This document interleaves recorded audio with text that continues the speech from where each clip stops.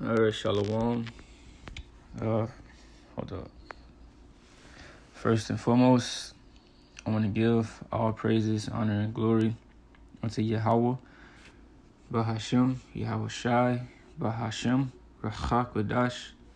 I want to give double honors unto the apostles and the elders of Great Millstone, and peace and salutations unto the Akim and to the elect that are scattered throughout the four corners of the earth, pushing this truth out in faith and with all sincerity. I'm the brother Shema Allah from the Great Millstone Houston camp. And this lesson is basically going to be about this article going into 70 AD, which a brother posted in the group chat a while back. The Spirit came upon me, to go back over it and read through it. And I decided to do a little quick lesson on it. It shouldn't be long, but however the Most High wants this lesson to go, that's how long it's going to go. All right, but this is Josephus, right? You see up here it says Flavius Josephus. He did he basically wrote down, what he seen, during 70 AD. During the time when the Romans basically besieged Jerusalem, right? The Israelites, they besieged the Israelites, which are the Negroes, Latinos, and Native Americans. And this was a part of the curses. You read in the book of Deuteronomy 28 chapter, it goes into this, which I will get later on after I touch on some points in the article. Right? But like I said, this is by Josephus, which was a Jew. So, I'll just start right here. It says, the siege of Jerusalem, AD 70, by Josephus. It says, Jerusalem fell after a siege to a Roman army under Titus. Josephus was a Jew who had gone over to the Romans. It says, throughout the city, people were dying of hunger in large numbers and enduring unspeakable sufferings. In every house, the merest hints of food sparked violence, and close relatives fell to blows, snatching from one another the pitiful supports of life. See, it says that food had people fighting because many people were dying of hunger. So it said close relatives, like these were like family members, people that they grew up around each other, see each other every day. They fighting over what food was left. And the scriptures go into that. This is 2nd Esdras 15 and 19. It says, a man shall have no pity upon his neighbor, but shall destroy their houses with a sword and spoil their goods because of the lack of bread and for great tribulation, right? Just like it happened back then, it's going to happen today, right? Because this is speaking on what's going to happen. All right? This is what's going to happen. You're not the ones who are, destined to be destroyed by this, by the famine and the different plagues and the missiles. They are going to wild out, basically. The Most High are going to have these demonic spirits over them, just wilding out. Like I said, they are going to lose the so-called normal mindset that they say they have today. All of that's going to be out the window when food shortages and it's a famine over America, right? It says a man shall have no pity upon his neighbor. So no pity, no mercy. It says, but shall destroy their houses with a sword. And this is not talking about an ancient sword. Ain't nobody gonna be. You might have a couple crazy Edomites, using swords and shit, because it's people that's into that, right? But mainly, this is talking about the gun, because this is a modern day sword, right? The modern day weapon of war. And it says, and spoil their goods. I mean, they're going to take that shit because of the lack of bread and for the great tribulation. So because of the things that's going to be going on, man, hey, people not going to care no more. It's not going to matter on how long they knew you or where they know you from or how cool y'all were with each other. That ain't going to mean shit no more in that day. It's Matthew 24:12. And because iniquity shall abound, the love of many shall wax cold. So because of all the things that's going to be going on, man, hey, the love that people once had for each other, that's going to be out the window. That's going to be way out the window. That's why I said close relatives were fighting with each other. So it says, no respect was paid even to the dying. The ruffians, anti-Roman zealots, searched them in case they were concealing food somewhere in their clothes or just pretending to be near death. So you had these niggas, man. They was searching the dead to see if they had this a little something on them, some type of food, right? It says gaping with hunger, like mad dogs. Lawless gangs went staggering and reeling through the streets, battering upon the doors like drunkards, and so bewildered that they broke into the same house 2 or 3 times in an hour. So they were feeling them hunger pains, and that ain't nothing that nobody wants to go through. That shit is terrible, right? And it will make you do things like this. They said they broke into the same house 2 or 3 times. Right? Because it said they were gaping with hunger like mad dogs, lawless. So they didn't care about it. They wouldn't worry about the law no more. Right? They wouldn't worry about the law of the Most High. they wouldn't worry about that. Right? So how much more these people, these Americans, are gonna, worry about the law today, Esau's laws. Right, all that's gonna be cast out the window. This is Lamentations 4:9. They that be slain with the sword are better than they that be slain with hunger. For these pine away stricken through for want of the fruits of the field. So it's better for somebody to just give you a quick death than to go through hunger, than to experience starvation. It's way better than just for somebody just to put you out of your misery, right? Because your body is eating itself to survive, right? So these men were feeling this, and they was like, no way that they was about to sit there and deal with it. So they took it upon themselves to try to find some type of food. It says, need drove the starving to not at anything, refuse which even animals would reject was collected and turned into food.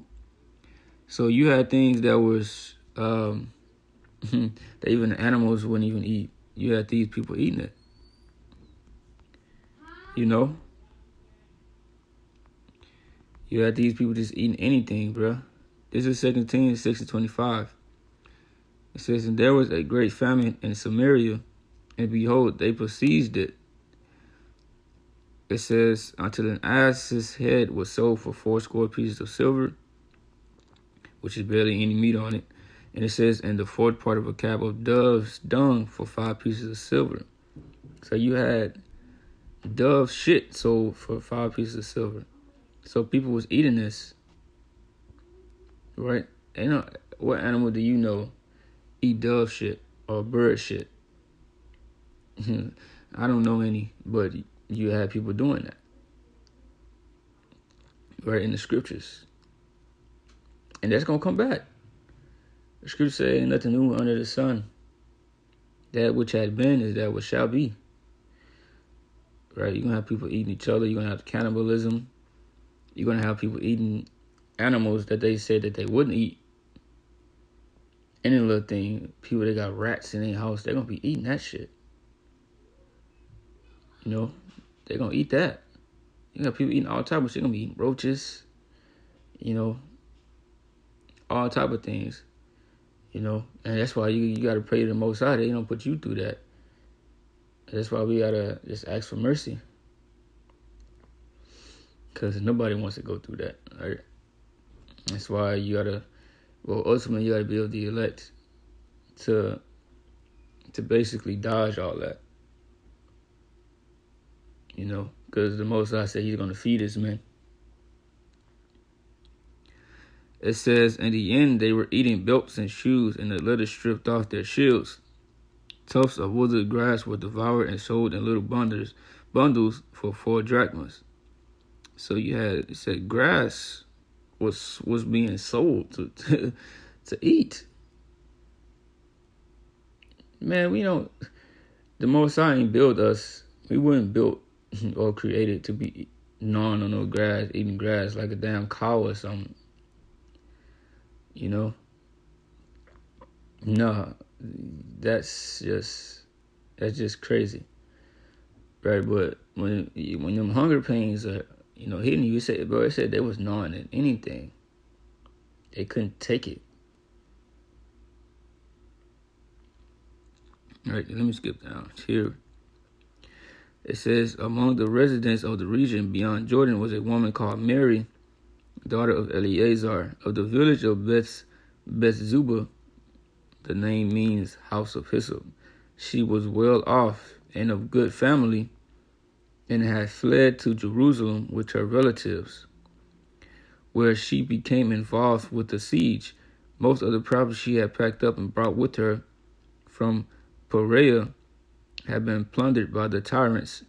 Simon and John, leaders of the Jewish war effort, meaning they took over all of her belongings, and the rest of her treasure, together with such foods as she had been able to procure, was being carried by their henchmen in their daily raids.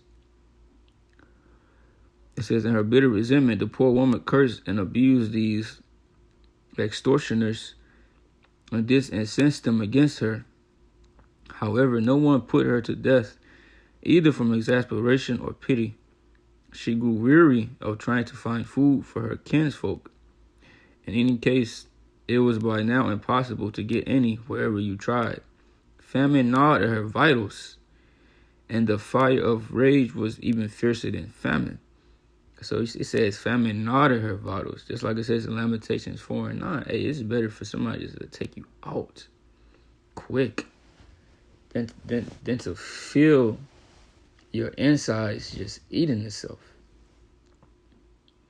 It says, so driven by fury and want, she committed a crime against nature, seizing her child, an infant, at the breast. This is a baby. She cried, my poor baby, why should I keep you alive in this world of war and famine? Even if we live till the Romans come, they will make slaves of us.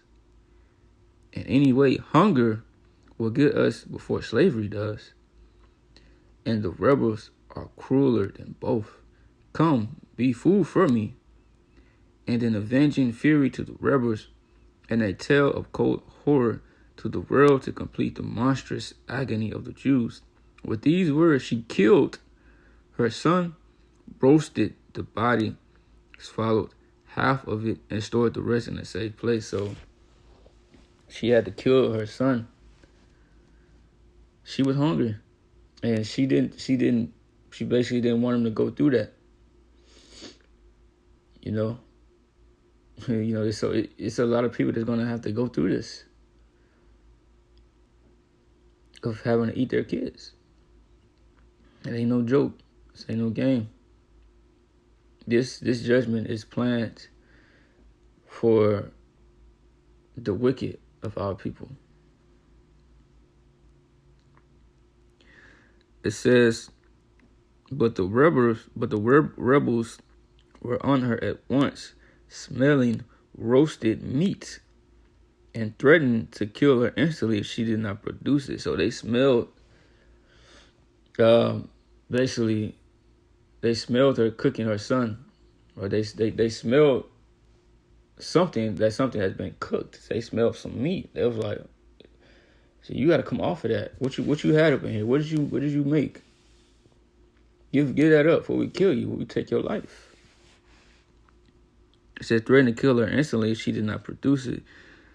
It said kill her instantly. It says she assured them she had saved them a share and revealed the remains of her child. Seized with horror and stupefaction, they stood paralyzed at the sight. But she said, "This is my own child and my own handiwork. Eat, for I have eaten already. Do not show yourselves weaker than a woman or more pitiful than a mother. But if you have pious scruples and shrink away from human sacrifice, then what I have eaten can count as your share, and I will eat what is left as well." At that they slunk away trembling, not daring to eat, although they were reluctant to yield even this food to the mother. So they wanted to eat it, right? But it says, the whole city soon rang with the abomination. When people heard of it, they shuddered as though they had done it themselves. Right, so this became normal. During that time, everybody was doing this, eating their kids. Right, because they had no choice because they were besieged. They were besieged with no food coming into the city. So people were forced to eat each other, to eat kids, eat grass, That's part of the curses. This is Deuteronomy 28, 54.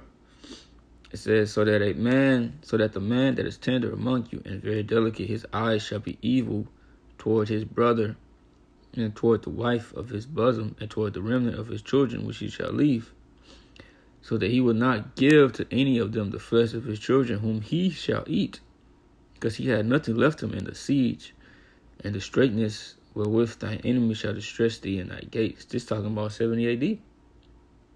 The man was going to be eating his children. It says, the tender and the delicate woman among you, which would not adventure to set the sole of her foot upon the ground for delicateness and tenderness, her eyes shall be evil toward the husband of her bosom, and toward her son, and toward her daughter, and toward her young one, baby, kids, that cometh out from between her feet, and toward her children which she shall bear. For she shall eat them for one of all things secretly in the siege and straitness, or with thy enemy shall distress thee in thy gate. So this is a curse that we're going to come upon our people for being disobedient to the Most High. This was some of the curses that were going to befall us. And all of these things are going to play out again, right? Because this happened during the time of the Romans, right? In America is the Roman Empire basically coming back into power, the revised Roman Empire. The Romans were Edomites, right? And they're about to come against us again, right? But it ain't just going to be Israel. Then you go Latinos, Native Americans. Babylon as a whole, America is going to experience this. Not just the famine, but, many things. Right from Yahweh, the Most High, and His Son, Yahweh Shai. So, that was the lesson. I'm going to give all praise, honor, and glory unto Yahweh, Bahashem, Yahweh Shai, Bahashem, Rahakodash. Give honors to the apostles and the elders of Great Millstone. And peace and salutations to the Akyam and to the elect that are scattered throughout the four corners of this earth, pushing the truth out in faith and in sincerity. Shalom.